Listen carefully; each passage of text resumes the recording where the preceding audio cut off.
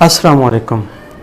जंग का माहौल बना हुआ है और एक क्वेश्चन बन रहा है यहाँ पे कि अगर पाकिस्तान और भारत के दरमियान एटमी जंग हुई तो कौन जीतेगा या इसके क्या असरात मुरत्तब होंगे पाकिस्तान के ऊपर, इंडिया के ऊपर, पूरे एशिया के ऊपर या इस पूरी दुनिया के ऊपर। ये एक बहुत बड़ा क्वेश्चन है और बहुत मानी खेज क्वेश्चन है, चूँकि अक्सर हम ये समझते हैं कि शायद जब लड़ाई होती है तो किसी एक की जीत होती है। इस पर कोई शक नहीं है कि जब आप फाइट करते हैं तो एक बंदे की जीत होती है, एक की हार होती है।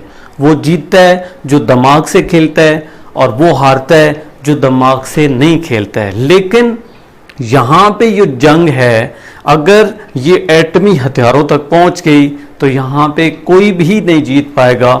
सिर्फ और सिर्फ अगर हार हुई तो वो इंसानियत की होगी, ना इंडिया की हार होगी और ना ही पाकिस्तान की हार होगी, बल्कि ये हार इन दोनों कंट्रीज के लिए होगी, इस पूरे खित्ते के लिए होगी, एशिया के लिए होगी और जितने भी ममालिक हैं इस दुनिया पे, तमाम दुनिया पे इसका असर जाएगा, तमाम दुनिया इससे मुतासिर होगी।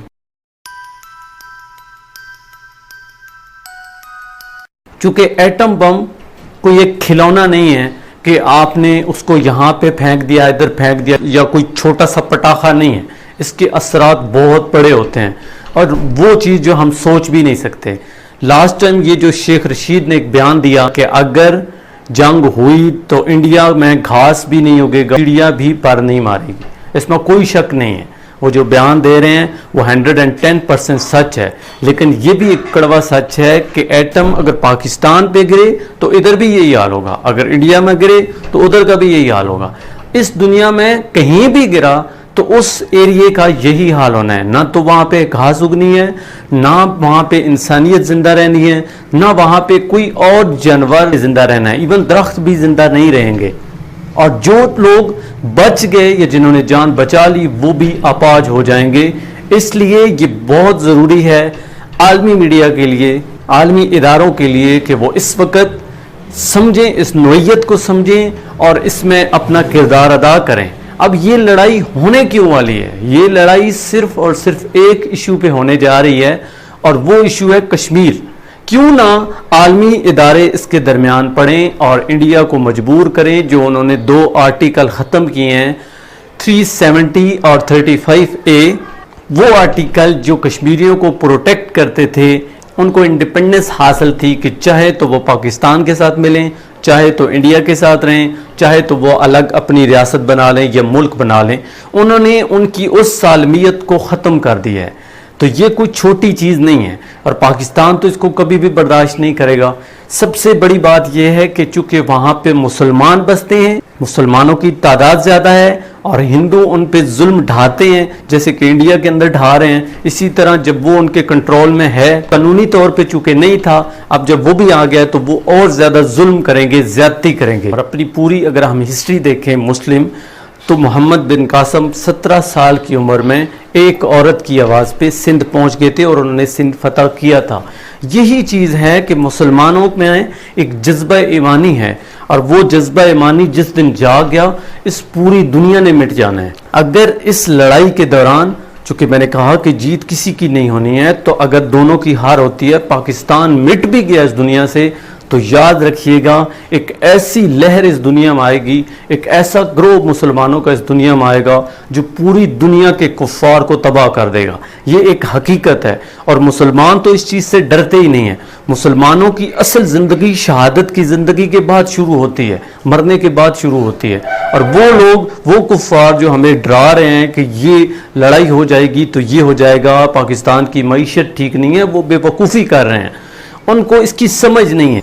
इसलिए मैं ये रिक्वेस्ट करूंगा, अगर ये भारत की आवाम सुन रही है तो उनको प्रेशराइज करना चाहिए, आलमी मीडिया को प्रेशराइज करना चाहिए मोदी को, सिर्फ इस वजह से कि वो दहशतगर्दी कर रहा है, वो गलत कर रहा है।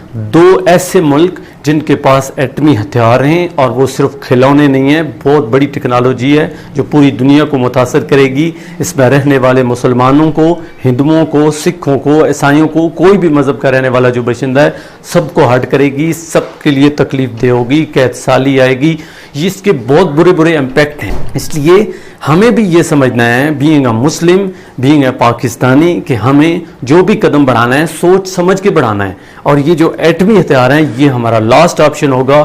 اسی لیے بہت اچھا حکومت نے قدم اٹھایا ہے کہ یہ سفارتی سطح پہ اس کو لے کے جا رہے ہیں, لیکن جس طرح کا رسپانس آ رہا ہے اس سے صاف نظر آ رہا ہے کہ کچھ ہی دنوں میں یہ جنگ چھڑنے والی ہے, اور جو بھی بندہ جنگ میں پیچھے جائے گا اس نے ایٹمی ہتھیار یوز کرنے ہی ہیں. تو اس لیے آج یہ موقع ہے پوری دنیا کے پاس, جو پوری دنیا میں مسلمان رہتے ہیں, ہندو رہتے ہیں, سکھ, عیسائی, کوئی بھی جو لوگ ہیں, ان کے پاس اچھا موقع ہے کہ وہ پریشرائز کریں, چونکہ یہ ایک بڑی غلطی انڈیا نے کی ہے, مودی نے کی ہے, انڈین حکومت نے کی ہے. انڈین عوام اس میں خوش نہیں ہے.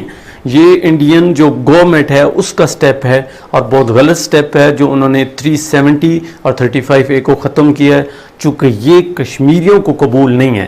اور آگے کچھ کشمیری جو ہیں پھر وہ اس گورنمنٹ کا حصہ تھے, اب سارے مخالف ہو چکے ہیں, اور یہ تحریک چھوٹی نہیں رہے گی, بہت بڑی بن جائے گی. تو کیوں نہ اس معاملے کو اچھے طریقے سے سلجھایا جائے, عالمی میڈیا آئے, عالمی ادارے آئیں, ریفرینڈم کرایا جائے, اور کشمیر اگر الگ رہنا چاہتا ہے تو الگ کر دیا جائے, اگر پاکستان کے ساتھ رہنا چاہتا ہے تو پاکستان کے ساتھ اس کو اجازت دی جائے, اگر انڈیا کے ساتھ جانا چاہتا ہے تو انڈیا کے ساتھ جائے. لیکن یہ ظلم اور زیادتی مسلمانوں پہ نہ کی جائے, اور نہ ہی جنگ کی طرف پاکستان کو لے کے جایا جائے. یاد رکھیں اگر یہ جنگ ہوئی تو پوری انسانیت کی ہار ہوگی, پورے اس خطے کی ہار ہوگی, اور پورا خطہ اس سے متاثر ہوگا, پوری دنیا اس سے متاثر ہوگی.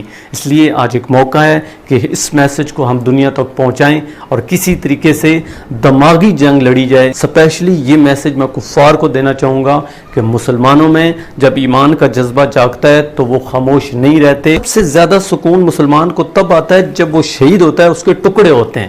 تو اس لیے بہتر یہ ہے کہ آپ لڑائی کی طرف نہ لے کے جاؤ, اور یہ جنگ ہرگز نہیں ہونی چاہیے. اگر یہ جنگ ہوئی تو بہت بڑا نقصان ہوگا. میرے اس میسج کو دنیا تک پھیلائیں, سو دیٹ کہ دنیا تک یہ پیغام پہنچے, ان لوگوں تک یہ پیغام پہنچے, اور ہم اپنا دماغ استعمال کریں, اور مودی جو کہ دہشت گرد ہے وہ پریشرائز ہو اور اپنے اسٹیپ کو واپس لے, اور جس طرح UNO کی قرارداد کے مطابق مسئلہ کشمیر کو حل کیا جائے.